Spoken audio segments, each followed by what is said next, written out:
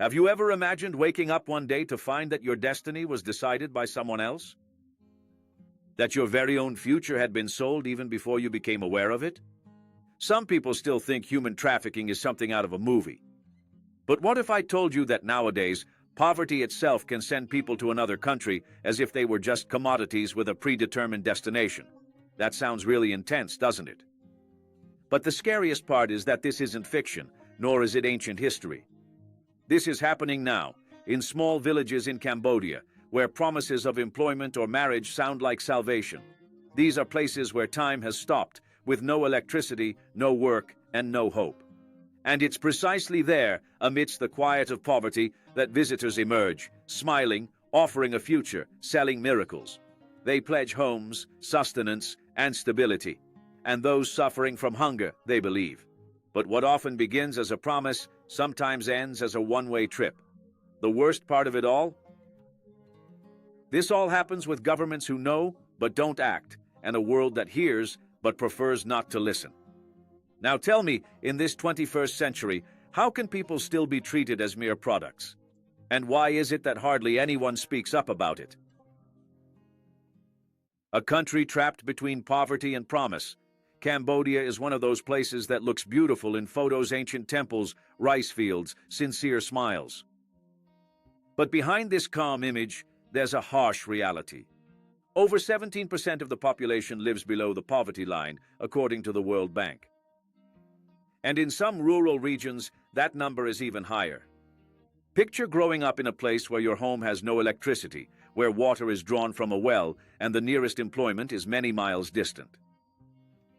For many people, the only certainty of tomorrow is uncertainty. It's in this scenario that the saviors appear. People who arrive on motorcycles, speaking loudly, offering opportunities. A job in China, marriage to a foreigner, a better life for your daughter. And when your stomach is empty and your money has run out, these words sound more like a ticket to freedom than a cunning trick or scam. Who would refuse a promise of a better future when the present has no way out? The problem is that in Cambodia, the line between hope and trap is so thin that by the time you realize it, you've already crossed it. These families don't sell their daughters out of malice. They truly believe they're offering them a better chance at life. But the truth is, they're often giving away someone who will never return the same person. And that is exactly how it all begins, with a handshake, a warm smile, and a promise. The invisible reason behind this, 35 million single men. Now you must be thinking to yourself, but why China? Why is there such a demand for foreign wives in that particular place?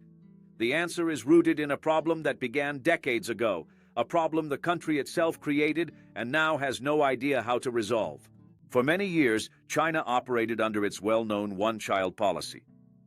And, in a culture where having boys was preferred, the result was an entire unbalanced generation.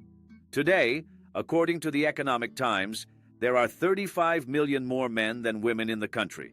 35 million. That's almost the entire population of Canada of men who cannot marry. And when you combine this massive demographic imbalance with the heavy weight of tradition, where establishing a family signifies status, you inevitably create a social bomb on the verge of detonation.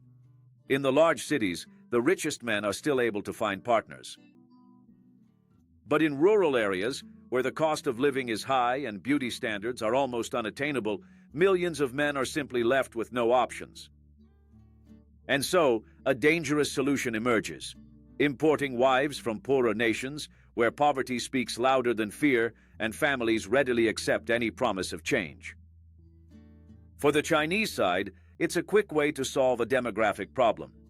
For the Cambodian side, it's the beginning of a silent tragedy, but no one talks about it openly. It is an unstated agreement born from both need and desperation. And in the middle of this equation, it's always the woman who pays the price. So, how does the offer work? It's like this. A man comes to the village, sometimes a familiar person, a neighbor who's prospered. Sometimes it's a new face, on a motorcycle with an easy smile. He talks smoothly, shares China stories, shows phone pics, promises a better life. And the most tempting part? He offers money. For someone living with an empty cupboard and a heart full of hope, this doesn't sound like a danger. It sounds like salvation. There's work, a good home, and a hard-working husband, they say. It appears legitimate. They present documents, take photographs, and complete paperwork. But the Global Initiative Against Transnational Organized Crime states that many of these passports are either counterfeit or issued improperly. It's a scheme so well organized it looks official, and that's why it works. These intermediaries, or brokers as some call them, know exactly what to say. They're not selling people.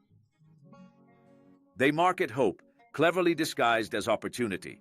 Human Rights Watch describes this very directly. Many women are tricked by promises of legitimate employment, only to discover they've been taken for forced marriages.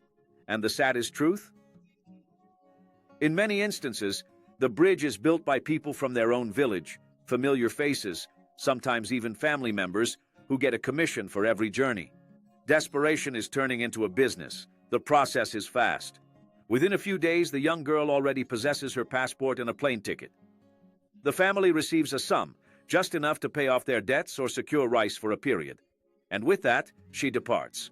In theory, this marks the beginning of a new life. In practice, however, it's a one-way trip. The OCCRP, an international center focused on investigative journalism, revealed that these arrangements typically cost between $1,000 to $3,000 per woman, and the value changes based on age, looks, and health. It sounds brutal to say it like this, but that's exactly what it is. Poverty turning people into numbers on a spreadsheet. And you know what's most curious? None of this happens in secret. The journeys occur in plain sight. Farewells are exchanged with smiles, and families pose for photos at their homes, believing they are sending their daughter toward a bright future. But what no one realizes is that the future they were promised ends at the border, arriving at the destination. And this is where the illusion shatters. As the plane touches down, most of these women truly believe they're about to embark on a new chapter in life. Yet what truly awaits them is merely silence. Upon arriving in China, they discover that no job awaits them, nor any dream homes, nor the freedom to ever return. Many are taken directly to rural villages where no one speaks their language. Without a passport, without a phone, without contact with their family, it's as if they've been erased from the map. And the cruelest part is that everything looks normal on the outside. The people around them think it's just another ordinary marriage, but on the inside, it's loneliness disguised as routine. According to The Guardian, many of these women reveal they regret their decision almost immediately, within the first few days, yet they cannot ask for help, simply due to their inability to communicate. And when they do manage to escape, they face another kind of prison: fear, shame, and stigma. Human Rights Watch clarifies that upon returning to Cambodia, many women face rejection from their own communities. These communities view them as if they've done something wrong, when in reality, their only aim was to survive. Just think about that. You leave home to help your family, and when you finally come back, you discover you no longer have a home in the emotional sense of the word. It's the kind of trip that has no return. Even when the body comes back, the soul gets lost along the way. Numbers no one wants to see. Now is the time when the numbers speak, but the problem is that almost no one wants to listen. According to a report from Free the Slaves, over 83,000 individuals in Cambodia are living under a form of modern slavery. 83,000. Imagine a football stadium filled to capacity. Now, double that figure. All these individuals are caught in a hidden system that operates as if it does not exist. And in 2023 alone, a staggering 251 Cambodian women were officially rescued from forced marriages within China. 251 women successfully returned home, but organizations operating in the country estimate the true number is significantly larger. Human Rights Watch expressed this sentiment even more directly. Fewer than 3% of cases are formally investigated. The remaining individuals just vanish from official statistics. And then comes the question no one likes to ask. If even the numbers aren't reliable, how many stories are still missing? These reports don't just show data, they show silence. They show that the system is so large, so profitable, and so invisible that most victims never even make it onto the spreadsheets. And that is precisely why the majority of people choose to remain ignorant. Because once you truly grasp the immense scale of this grim reality, it becomes impossible to simply look the other way. So, who exactly are these women? Ultimately, who are these women? They are young women, predominantly between 17 and 25 years old, hailing from peasant families from villages where time passes slowly and the future always appears distant. Many of them never even completed high school education. Others had to leave school prematurely to assist their parents with farm work. And almost all of them truly believed they were going towards a better future, employment, marriage, a fresh opportunity to change their fate. What was most ironic? Many of them agreed to go not out of ambition, but out of love, wanting to help their family, get their parents out of debt, buy a gift for their mother. And in the end, they paid the highest price for a promise that wasn't theirs to keep. Human Rights Watch describes this with a profound statement. They are not victims by choice. They are victims due to a lack of options. This is what makes it so agonizing, because when you are born into a place with no choices, any escape appears hopeful, even if it leads to the edge of an abyss. These young women weren't dreaming of luxury. They aspired to stability, to dignity, and to the fundamental right every human should possess, the freedom to choose their own life's journey. The human cost of silence. Do you know what keeps this whole thing going? Silence. When the world doesn't speak up, the problem grows.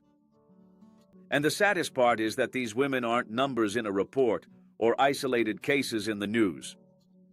These are real stories that could unfold in any place where the disparity of inequality outweighs the availability of opportunities. And what's even more serious, a good number of these brokers who recruit these young women are not strangers at all. They are neighbors, acquaintances, sometimes even relatives, people from within their own community. And that is precisely what makes everything even more cruel, as trust transforms into the perfect bait. It's not a villain hiding in the shadows. It's an entire system operating in plain sight, with stamped passports, goodbyes at the front door, and smiles in photographs.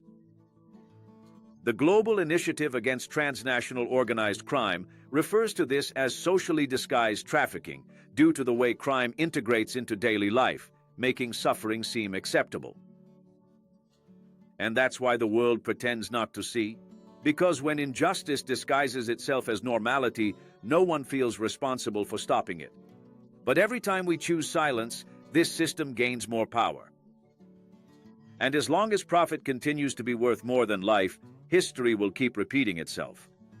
Village by village, border by border, smile by smile.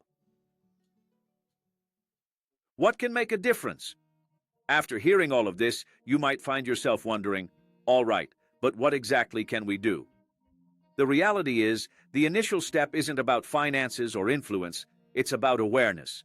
Because what we choose to overlook will persist, yet what we purposefully share can alter someone's fate. There are people who have been fighting this for years. NGOs like the Shebdai Coalition and Free the Slaves, which focus on preventing, rescuing, and reintegrating victims. They train families, teachers, and community leaders to identify the warning signs before the promise turns into a trap. And do you know who else can make a difference in this story? You. Yes, the general public. Watch, comment, and share. Each time this topic is discussed aloud, it ceases to be a secret and loses its power. Any system of exploitation relies on silence for its very survival. But when information starts to circulate, fear changes sides. Perhaps we can't completely eradicate it at once, but each person who understands what's truly happening serves as one less wall in this system that thrives in the shadows. And let's be honest, making a difference has never been about saving the whole world. Sometimes, it's just about not pretending it's okay.